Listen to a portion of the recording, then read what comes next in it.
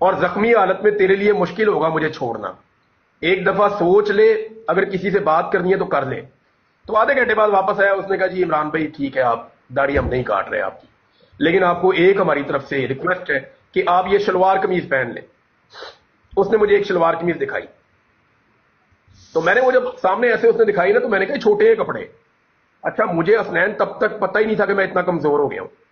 میں نے وہ نظروں سے کپڑے دیکھے نا سامنے, میں نے کہا چھوٹے کپڑے ہیں. انہیں کپڑے پہنے ہیں نا, میں ان کو دھوتا تھا پھر پہنتا تھا, دھوتا تھا وہیں پہ اندر ہی وہ نلکا تھا, وہ اس کے ساتھ وہ پائپ ایک آتا تھا, اس کے ساتھ میں وہ بوتل بھر کے نا, تو اس کے ساتھ میں دھوتا تھا. وہ کپڑے میں نے سنبھال کے رکھے ہوئے اپنے پاس, میرے پاس ہے وہ کپڑے. وہ جوتا بھی میرے پاس ہے, جو جوتا وہاں پہ میں جب گرفتار ہوا تھا, تو جس جوتے میں گرفتار ہوا تھا وہ بھی میرے پاس ہے. تو میں نے جی وہ کپڑے میں نے کہا جی یہ میں ساتھ لے کر جاؤں گا, ایک شرط ہے. انہوں نے کہا جی نہیں وہ کپڑے آپ کو جو ہم جو دے رہے ہیں. میں نے کہا پھر یاد رکھنا میں یہ کپڑے رستے میں پھاڑ دوں گا, یہ مجھے چھوڑ رہے ہیں. یہ پکڑ, یہ پکڑ. اس نے یہاں سے پکڑا, میں نے کہا مجھے تو واپس بند کر, میں نہیں جاتا. تو اس نے بھی مجھے کہا, آفیسر نے کہتا ہے عمران بھائی اپنا نہیں تو اپنے بچوں کے بارے میں ہی آپ سوچیں, آپ جائیں. تو میں نے کہا جی اچھا 3 چیزوں پہ لڑائی ہوئی تھی. ایک داڑھی کے اوپر ہوئی تھی, ایک کپڑوں کے اوپر ہوئی تھی, اور دھمکی لگانے پہ بھی ہوئی تھی, اور ایک لڑائی ہوئی تھی آخر میں کہ یہ مجھے کہتے تھے ہم تجھے پولیس کے حوالے کریں گے. جو ISI کا آفیسر تھا وہ یہ کہتا تھا, یہ وہی بندہ تھا وہ جو آغا شیخ کے گھر نہیں گیا تھا, ہمارا جو شیخ ہے, اس کے دروازے کے اوپر جو بندہ نہیں کھڑا تھا ماسک پہن کے گھنگرو بالوں والا, ٹوپی والا, یہ وہی بندہ تھا جس نے مجھے ریلیز کیا تھا سیال کوٹ میں. اچھا اس نے نا وہاں پہ, میں نام نہیں لے رہا ابھی بھی اس کا, لیکن اس کی سارے مجھے ہر بندے کا پتا ہے, مجھے ایک بندے کا پتا ہے. اس نے نا مجھے وہاں پہ کہا اس بندے نے کہ ہم آپ کو پولیس کے حوالے کریں گے. میں نے کہا تم مجھے پولیس کے حوالے کرو گے میں ان کا سر پھاڑ دوں گا, یا وہ میرا سر پھاڑ دیں گے. میں نے کہا ایسے میں نہیں جاؤں گا, مجھے ذلیل مت کرو, چھوڑنا ہے تو مجھے میرے گھر خود ہی جانے دو, مجھے باہر چھوڑ دو, میں اپنے گھر خود چلا جاؤں گا. مجھے کسی سڑک پہ اتار دو, میں جس گاڑی کو ہاتھ دوں گا نا وہ گاڑی مجھے میرے گھر تک لے جائے گی. مجھے پتا ہے پاکستانی مجھے جانتے ہیں. میں نے کہا اتنا تو میرا تعلق ہے پاکستان میں کہ تم مجھے پاکستان کی کسی بھی سڑک پہ چھوڑو, میں اپنے گھر پہنچ جاؤں گا, 1 روپیہ بھی نہیں ہوگا پھر بھی پہنچ جاؤں گا. تو اس نے کہا نہیں جی ہم آپ کو پولیس کے حوالے کریں گے, ہمارا چھوڑنے کا نا ایک SOP ہوتا ہے. جیسے انہوں نے انتظار بنجوتا صاحب کو نہیں چھڑوایا, یہ وہ طریقہ کار کر رہے تھے. میں نے انکار کر, یہ بندے پھر گئے تھے اس بارے میں, اس کو 3 دن لگ گئے تھے چھوڑنے کے معاملے کو. یہ مجھے لے کر کبھی یہاں جاتے تھے کبھی وہاں جاتے تھے, جگہ چینج کر رہے تھے. پھر انہوں نے دوبارہ میٹنگ کی اور فائنلی ان کا طے ہوا کہ ٹھیک ہے ہم آپ کو پولیس کے حوالے نہیں کرتے, لیکن ہمیں فیسیلیٹیٹ تو پولیس ہی کرے گی نا. انہوں نے کہا, میں نے کہا یار جو بھی ہے, مجھے اگر پولیس نے گرفتار کیا یا انہوں نے میرے اوپر کوئی مقدمہ ڈالنے کی کوشش کی تو میں عدالت میں کھڑا ہو کے جا کے IG پنجاب کا بیڑا غرق کر دوں گا, اور مجھے پتا ہے کہ وہ تمہاری کمزوری ہے. انہوں نے کہا جی ٹھیک ہے آپ کو کوئی ایسے کچھ نہیں ہوگا. یہ مجھے لے گئے ایک اسپتال میں, اس اسپتال میں چھوڑ کے یہ مجھے بھاگ گئے وہاں سے. انہوں نے مڑ کے نہیں دیکھا پیچھے, میں کھڑا ہو کے دیکھ رہا ہوں. وہ مجھے یاد آ گیا, چھوٹی گاڑی تھی, یعنی وہ تھی 1000 cc گاڑی تھی جس میں مجھے یہ لے کر گئے تھے. تو میں ان کو بھاگتے ہوئے دیکھ رہا تھا, وہاں سے مجھے چھوڑ کے بھاگ گئے. میں وہاں پہ اسپتال میں کبھی ادھر جاؤں کبھی ادھر جاؤں, مجھے کوئی بندہ ہی نہ ملے. وہاں مجھے پولیس والے نظر آ گئے, وہ شاید مجھے ہی ڈھونڈ رہے تھے. اور میں نے اس کو پکڑا پولیس والے کو, تو اس نے مجھے ہاتھ سے پکڑ کے دیوار کے ساتھ لگا دی. وہ پولیس والے کی آنکھوں میں آنسو آ گئے, کہتے ہیں عمران بھائی آپ یہ کیا ہو گیا. اور میں نے کہا جو بھی ہو گیا اب چل مجھے گھر چھوڑ. تو اس نے کہا, میں نے کہا میرے ساتھ کوئی قانونی کاروائی والا ڈرامہ نہیں. کہتے ہیں عمران بھائی ہمیں پتا ہے کوئی ڈرامہ نہیں ہوگا, آپ سیدھا اپنے گھر جائیں گے, سادہ کپڑوں میں لوگ آپ کو گھر چھوڑ کے آئیں گے. آگے کوئی DSP تھا سادہ کپڑوں میں, اس کو انہوں نے کہا ہوا تھا, اس نے ایک گاڑی ارینج کی ہوئی تھی. اس نے میرے سے رستے میں میری خواہش پوچھی کچھ کہ عمران بھائی کوئی خواہش میں آپ کی پوری کر سکتا ہوں, کوئی ایک خواہش, کوئی ایک. میں نے کہا یار گاڑی میں چلاؤں گا. تو وہ ڈر گیا. اب میں دیکھیں اتنے عرصے بعد باہر نکلا تھا, میں کھلی سڑک دیکھ رہا تھا, آسمان سامنے گاڑی تھی, مجھے ڈرائیونگ کا ویسے بھی شوق ہے. وہ ڈر گیا, اس نے کہا عمران بھائی میرے بچے ہیں تو اب آپ آگے چلیں ابھی. پھر انہوں نے مجھے کہا جی کو پیپر سائن کروانا. میں نے کہا جی وہ تو میں نہیں کرتا. تو انہوں نے کہا جی ٹھیک ہے کوئی بات نہیں. وہ پھر آفیسر میرے ساتھ باتیں کرتا رہا, پھر مجھے وہ میرے گھر چھوڑ آیا. یعنی اس طرح میں جب رہا ہو کے اپنے گھر پہنچا تو وہ اس طریقے سے تھا سارا ایپیسوڈ. تو داڑھی میں نے ان سے نہیں کٹوائی کیونکہ میں نے 2023 میں جب حج کرنا تھا تو میں نے نیت کی ہوئی تھی کہ حج کے بعد میں داڑھی رکھ لوں گا. تو میرا حج تو ہوا نہیں, تو داڑھی میری رکھی گئی. تو میں نے سوچا کہ یا اللہ اگر یہ داڑھی اب رکھی گئی ہے تو یہ ریئیکشن ہے, میرے سر کے بال بھی زیادہ وائٹ ہو گئے, حالانکہ پہلے بھی تھے, میں کبھی کبھی وہ ڈائی کروا لیتا تھا, لیکن اتنے زیادہ نہیں تھے جتنے یہ ہو گئے تھے داڑھی کے اور سر کے بال. لیکن پھر میں نے کہا اب کنٹینیو کرتے ہیں, داڑھی اب میں نہیں کاٹوں گا. مجھے میرے کئی دوستوں نے کہا, پھر کوئی ان کے جو ہے وہ ان کے اوپر دباؤ بھی آیا. بعد میں جب میری تصویریں باہر آئیں سفید بالوں کی, تو ان کے آفیسر نے ان پہ دباؤ ڈالا کہ یار تم نے داڑھی کیوں نہیں کاٹی تھی. تو انہوں نے پیغام بھی بھجوائے کہ سر آپ اس کو نہیں کاٹتے تو آپ اس کو بلیک کر دیں. میں نے کہا جی ایسے ہی ٹھیک ہے, جو ہے اللہ کا بڑا شکر ہے, میں اس کا شکر گزار ہوں. جو ہے ایسے ہی ہے, میں نیچرل ہوں, اسی طرح میں اپنی زندگی گزاروں گا, مجھے کوئی پرابلم نہیں ہے. اور اب دیکھیں میں آپ کو ایک بات بتاؤں یار, میں وہی بات دوبارہ کروں گا کہ بال سفید ہو جائیں کوئی بات نہیں ہے, خون سفید نہیں ہونا چاہیے بندے کا. زندہ باد, ماشاءاللہ. جی میاں, سچ بتاؤں آپ کو تو میں جتنا آزاد آدمی ہوں نا, جتنا باہر گھومنے پھرنے والا آدمی ہوں, ساری زندگی میں نے پہاڑوں پہ گزاری ہے شکار کھیلتے ہوئے. اور میں شکار کھیلنے صرف اس لیے جاتا تھا کہ مجھے نیچر میں گھومنے کا شوق ہے, کھلے پہاڑوں میں پھرنے کا شوق ہے, کھلے آسمان کے نیچے کیمپ لگا کے میں سردیوں کے اندر راتیں گزار دیتا ہوں. تو میں کوئی پتھر کا بنا ہوا آدمی نہیں ہوں. میں آپ کو سیریسلی کہہ رہا ہوں کہ مجھے آپ 6 گھنٹے کسی جگہ پہ بند کریں تو مجھے تکلیف بہت ہوتی ہے. اور 2-3 چیزیں ہیں, دیکھیں ایک تو اللہ رب العزت کی مہربانی ہے, وہی انسان کو صبر دیتا ہے. میرے رب نے مجھے صبر دیا جو اتنا سارا وقت گزر گیا, ورنہ میری یہ اوقات ہی نہیں ہے, میں اس کا 10% بھی نہیں کر سکتا. کوئی کلیم میرا ایسا نہیں ہے کہ میں کوئی پتھر کا بنا ہوں. میں نے جب کہا تھا نا کہ آپ کو ٹکر کے لوگ ملے ہیں, تو میں پاکستانیوں کی بات کر رہا تھا, اپنی بات نہیں کر رہا تھا. میں اکیلا تو نہیں ہو سکتا ہوں نا, لوہے کا بنا ہوا. لوگ نہیں کھڑے ہوں گے تو کیسے ہوگا؟ لوگ کھڑے ہوئے, یہ پورے پاکستان کا شکریہ, یہ پاکستان کی جمہوری سوچ رکھنے والے تمام لوگوں کا شکریہ.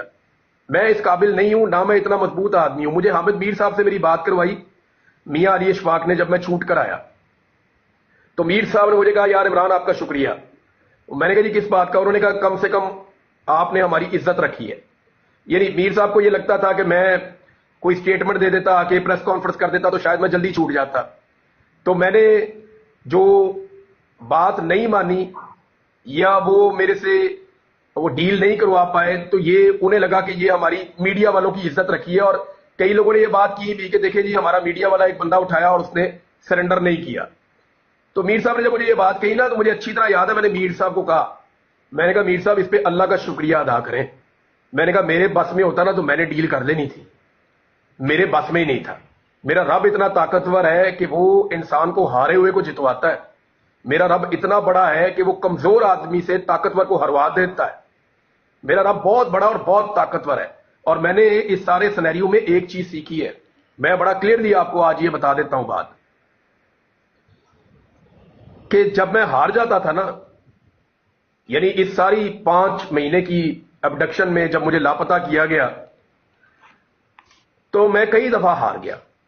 میں نے کئی دفعہ سوچا کہ یار میں میرے پاس تو اخبار بھی نہیں تھا, ٹی وی بھی نہیں تھا, باہر کی کوئی خبر نہیں تھی, کھپ اندھیرے میں پڑا ہوا تھا میں. تو ان 5 مہینوں میں کئی دفعہ میرے دماغ میں آتا تھا یار دفعہ کرو, میں کیا لڑائی لڑ رہا ہوں. میرے گھر والوں کو یہی نہیں پتا کہ میں زندہ ہوں یا مر گیا ہوں, کیونکہ مجھے انہوں نے یہ کہا تھا کہ تیری تو بھائی تیرا نماز جنازہ ہو گیا باہر, ٹینشن دینے کے لیے. تو میں نے سوچا میرے ماں باپ میرے بچے سارے اس بات کی سزا کاٹ رہے ہیں, پتہ نہیں پاکستان میں کیا ہو رہا ہے. اور مجھے انہوں نے کہا تھا کہ باہر ہم نے مارشل لا لگا دیا ہے, اس ملک پہ ہمارا کنٹرول مکمل ہو گیا ہے. بیچ میں ایک ٹائم یہ بھی آیا تھا.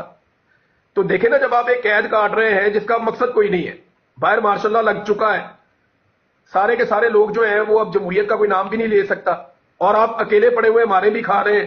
اور مقصد کیا ہے آپ کا کہ اب کوئی مقصد پورا ہی نہیں ہو سکتا, آپ کے بچے اور آپ کی فیملی ویسے ہی وہ سفر کر رہی ہے.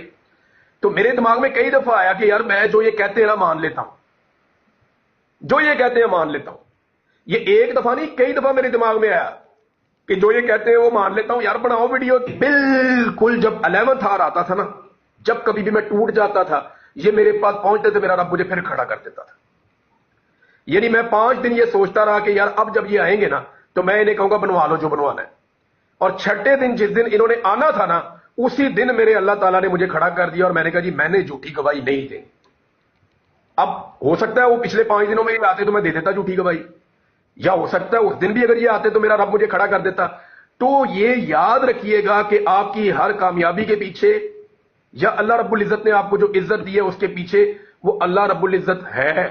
نبی اکرم صلی اللہ علیہ وآلہ وسلم نے, ایک بہت چھوٹی عمر کے صحابی تھے, وہ آپ صلی اللہ علیہ وآلہ وسلم کے پیچھے اونٹ پہ سوار تھے. تو آپ نے انہیں کہا لڑکے میری بات سنو غور سے, اور آپ صلی اللہ علیہ وآلہ وسلم نے فرمایا کہ ساری دنیا چاہ کر بھی تیرا نقصان کرنا چاہے نا تو وہ نہیں کر سکتی اگر تیرا رب نہ چاہے, اور ساری دنیا چاہ کر بھی تیرا فائدہ کرنا چاہے نا تو نہیں کر سکتی اگر تیرا رب نہ چاہے. تو معاملہ یہ ہے جس کا نقصان میرے رب نے کرنا ہے نا, ساری دنیا اس کے ساتھ مل جائے اس کا نقصان وہ نہیں ہونا ہے, اور جس کا فائدہ میرے رب نے کرنا ہے نا, ساری دنیا اس کے خلاف بھی ہو جائے تو اس کا فائدہ میرے رب نے کرنا ہی کرنا ہے. تو اٹس آل اباؤٹ ہمارے اللہ آل مائٹی کی طرف سے. یہ سوچنا بند کر دیں کہ کوئی آدمی پتھر کا بنا ہوا ہو سکتا ہے. ہو سکتا ہے کسی وقت عمران خان کو بھی کوئی ایسا فیصلہ کرنا پڑ جائے کہ جو آپ ایکسپیکٹ نہیں کر رہے, تو اس وقت آپ لوگوں کو یہ نہیں ہونا چاہیے کہ بالکل ہی ہر طرف مایوسی اور یہ اور وہ ہو جائے. ہیومن بینگز ہے یار, سارے کے سارے انسان ہیں.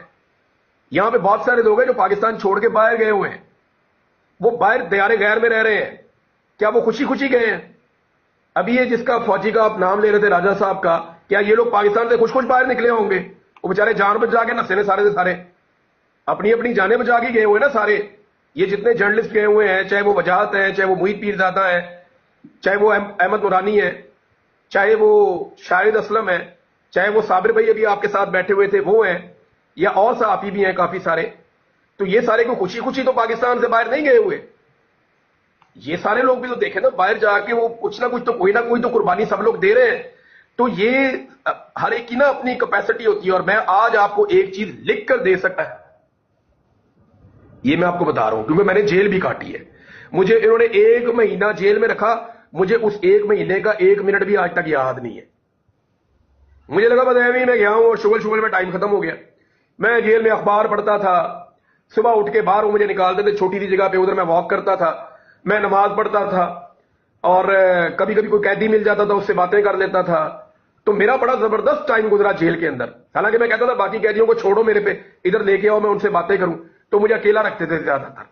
تو ساتھ آگے ایک بیرک کے اندر نا محمود الرشید صاحب بند تھے, تو میں اونچی آواز میں نا محمود الرشید صاحب سے باتیں کرتا تھا, بہت اونچی میں بولتا تھا. تو وہ مجھے انہوں نے کہا کہ یار جیل سے سختی ہوتی ہے, مصیبت بڑھ جائے گی, کوئی تین تو ڈر ہی نہیں لگتا وہ مجھے. لیکن محمود الرشید صاحب کی بیمار تھے ان دنوں بہت, تو کبھی کبھی ان کی آواز آتی تھی مجھے نا.